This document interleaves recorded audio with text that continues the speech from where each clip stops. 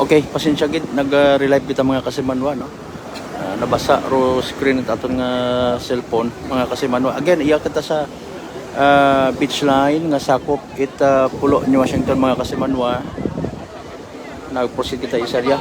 Pati man do mga pumuguyo iya sa lugar proceed iya mga kasimanwa matapos makabato ng information regarding sa karangan na sapuan nga bangkay no.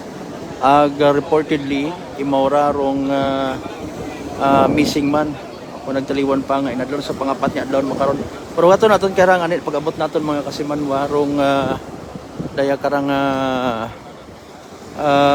speedboat it coast guard naton pero pangutana masabat no dagagon na ihan mga kasimanwa daya karang bangkay somewhere nakitaan sa kadagatan nga parte it pulo no. Pangabay again like and share aton nga pag-relive no. Pero so sorry. May napindot kita kaina nabasa raton nga kwan cellphone mga kasimanwa. So nagapaagton na iya nag ready it cordon police line pero aton yung mga authorities pero without kung kwan para secure no. Purpose kara syempre hindi basta-basta makapagapit ng mga pumuyo. Okay. Masugang man pro bangka or mapagapon sa iba man nga purpose mga kasimanwa tanawon naton so possibly ito lang ito tanawon naton ha mga kasimanwa ginatutukan naton dahil karang balita.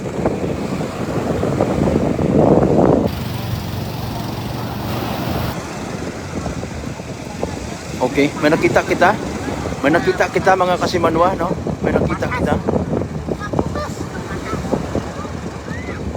nakaputos mga kasimanwa nakita naton try naton nagka-careful naman kita sa pagpindot ay kun amat nagaano abi naton nga screen no so nakita naton may nakaputos mga kasimanwa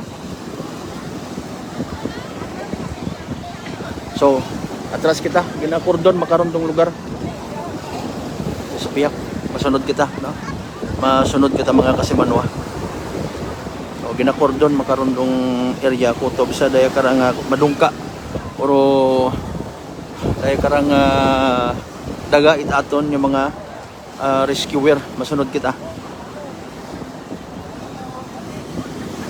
hopefully magunda no hopefully magunda kag iman dong pamilya dali ulang ro Pasko man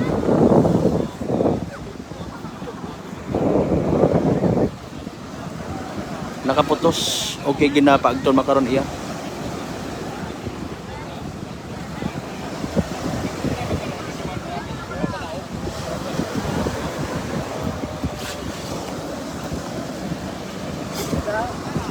bugaton naton mga kasimanwa iyara daghon pero siyempre gin pa cordon niya gerong area napakordon niya gerong area no okay malisog kita mausoy kita at magapit-apit hopefully okay aton ka data mga kasimanwa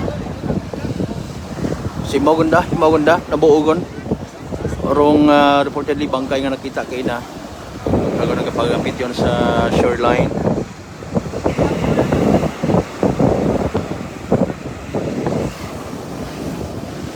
ginkarga sa border no pinaguyod makaron sabi ro mga tawo makaron no mga nagtanaw sa area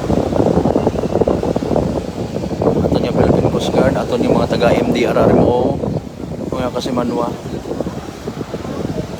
iya kaya aruan ng pamilya pero ina pangutana ga-advance kita pasalamat sa mga nagbudik inform sa aton yung mga local authorities para nga makita man ang nakita nga ni excuse me ray karang bangkay mga kasimanwa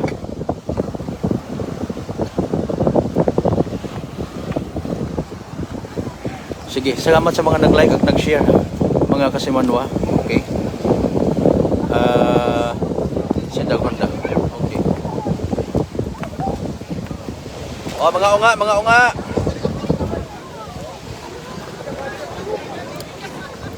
nakakugob kung tanawon mo mga kasimanwa sa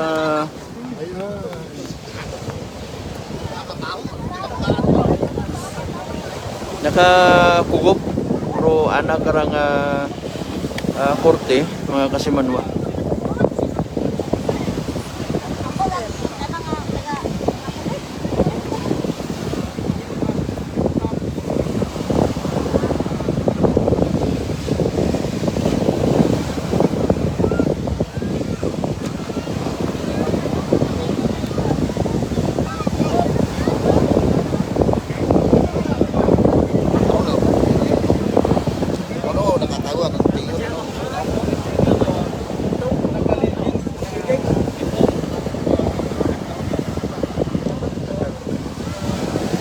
Okay. So kapay masabat do pangutana sa dahil ka nga nakita mga kasimano, imogid man bagara, no? Imogid man bagara.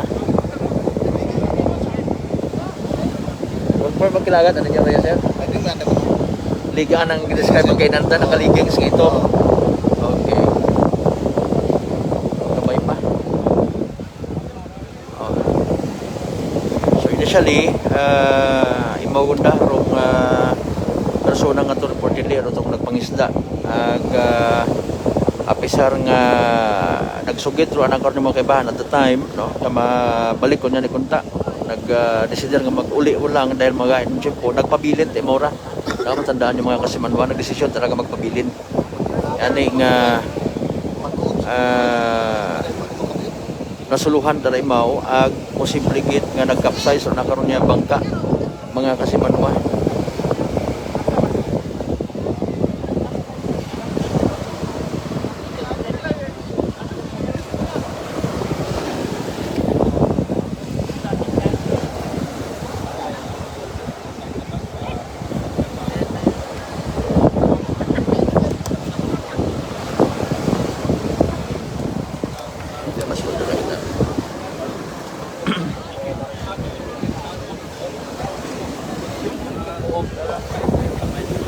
Mga more or less, mga ayun na. Okay. Shoreline. Anak mo noon. So, wa man it pati maansar nga mga gawas na mo nakita ano ba yung mga posible may mga gaob. Posible. Di pa panahon din mapapigot natin mo man. Tapos sa diya dagko mo daw dapat tanamon. Balik yan ay manahapon sa ato kami tanaw ato kami pulo. Tapos yung bandayan ng fisherman natin yung nakikita. Sa bilog na nakitaan nag-ako sa pulong mismo at tawagan kami karoon dati kami kayo na nagtata kami 4 days search and rescue ayon dadapog na-receive na po tawag na may pakita nga ni mo patay ito na po nagtuna naman sa pulong mismo rural fisherman Sir, bawa abante sir, bawa abante sir. pero nag-advance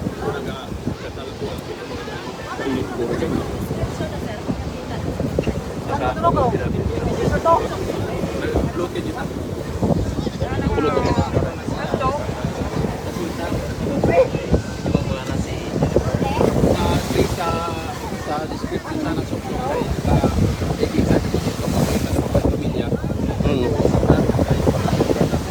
Pamilya, ipakonfirm sa pamilya. Bakit ito ay? Pagkakita nyo nga tawag, imaw, sinugdagi sa caliber bag and puno dagi sa area. Mga anong oras na sir kayo nakita imaw? Mga sang oras yung nga rin pabalik? Pagtupan nyo, pagsugang eh. Kabalik. Oo. Nano disposition ka na sir? Ako pimawin, nakita imawin niya sa ano, sa party malam yung ating source. Kasi may drag imawin ka rin, ito na naman yung mga pick up sa... Oo. Pabakot na sir, pabakot, mga break. Sino ni sir ka? Sino nga ni ka? Si... Rivers Rodriguez Substation. Commander mismo. Yun, commander mismo. Sir, thank you ha. Sir, nagpapuno ha. Disposition sir. Ano disposition sa bangkay? Siguro ipa-identify muna sa pamilya tapos dagon sa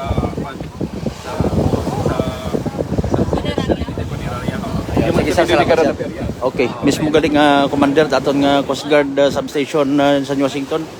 Mga kasimanwaro aton nga na istorya. So daghon tong kadaber pa-identify gid sa pamilya. Pisar nga initially nagsuot man sa description no rong anda nga nakita kay na nakaligings mga kasimanwa. So ginsakay na sa ambulansya.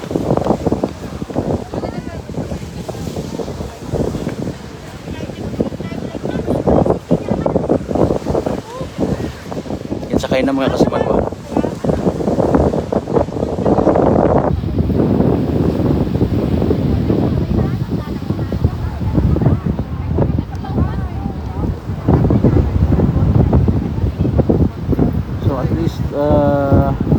Magaugan-ugan man kararong buot pamilya mga kasimanwa dahil nga matawan ngun or natapos yun ada karon nga pag kabangat man no bisan kunano mas importante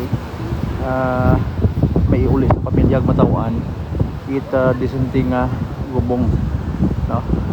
Mga kasimanwa. So initially nasa more or less 1 hour nga na buog sa kagawaran gali mabaskog abirombak ni ita man naton, no? Mga kasimanwa. Matamat uli ko ng mga tawo.